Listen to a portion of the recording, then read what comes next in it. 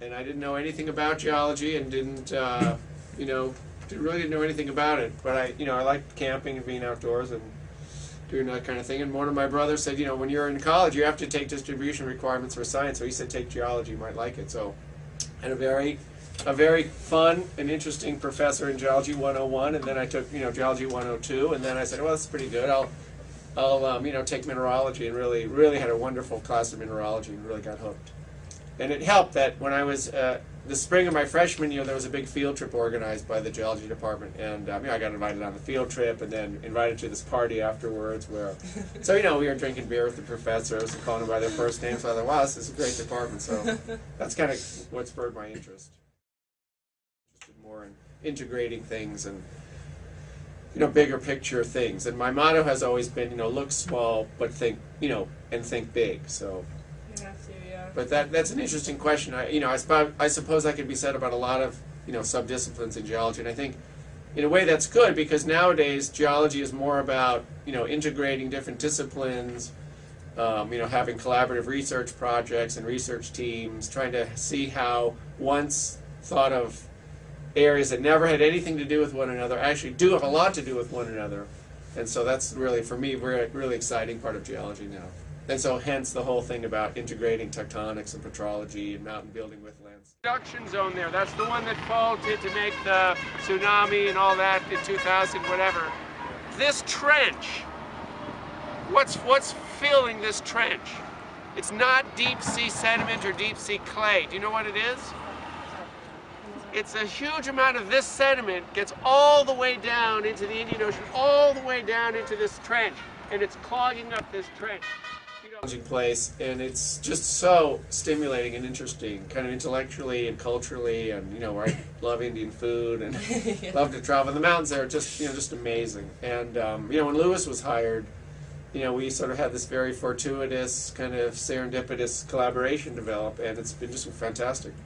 And it's it's just a great way we bring very disparate interests and very disparate expertise together to work on common problems.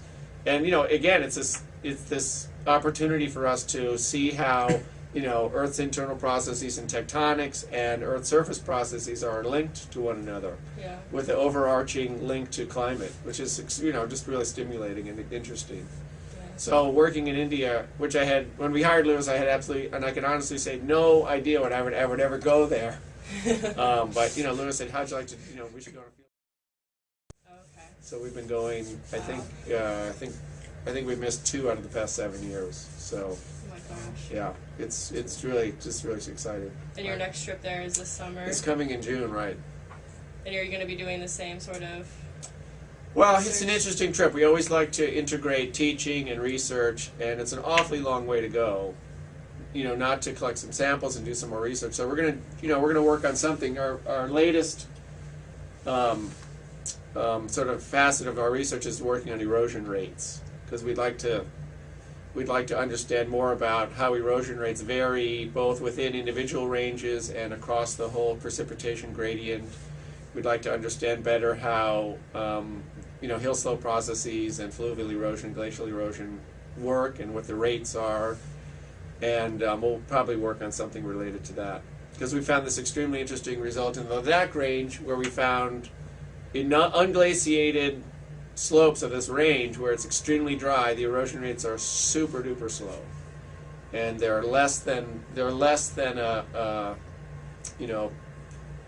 see, what are the rates? 0.2 meters per million years, right? This is just extraordinarily slow. Less than, wow. Yeah, so this is an extant landscape, we call it. It's probably, you can look at those mountainsides and see, what the landscape has looked like for the past several 100,000 years, or maybe even as old as a few million, or even maybe back to the Miocene, if you can believe that, right? So it's just like a 5 million year old landscape or a 10 million year old landscape, just still there. The erosion rates are so different throughout that whole range. Oh yeah, this is one of the super exciting things about the range, the disparate rates of processes, and how climate changes across the range, and what kind of rocks are exposed, and it's just absolutely fantastic place. You're going to be taking cosmogenic samples? Yeah, we'll do that. And, because we have a new colleague coming on in January, Ava Enkelman, who's going to be doing fission track dating, and Ava can do helium dating also. So we'll have a whole new set of thermal chronometers to work with. Wow. So we can push back the temperature range and therefore the time range farther back. And that's going to be just really exciting, because one of the big challenges in this business is linking the geomorphic rates and the geomorphic processes, which happen on millennial or longer time scales, tens of thousands of years or hundreds of thousands of years, back to a few million years, and linking those two time realms is real challenging. So we'll work on that, and that's going to be really, really neat. And her research will allow us to really understand the bedrock uplift. Yeah. You're a very busy man. We all are, as we were fond of saying. Lots to do. What do you enjoy on your downtime? Well, on a Sunday afternoon. Well, I have a lot of interest in a lot of different things. We have 3 dogs and 3 cats at our household. They're a lot of fun. I love to read, and I'm turned into a big history buff. So I like all of it, history. So really. I like history from about 20,000 years ago. Oh, short-term history. Yeah, and so I like to read, and I like to, when I have time to, run and get some exercise, and I like good food, and I like brewing beer, and you brew your own beer. Well, I'm no expert. I'm just a kit brewer waiting to move on to the big stage of whole grain, and actually met a guy this fall who's going to get together with me and school me on how to brew with real grains. Nice. Yeah. Wow. Yeah. So it's always lots to do.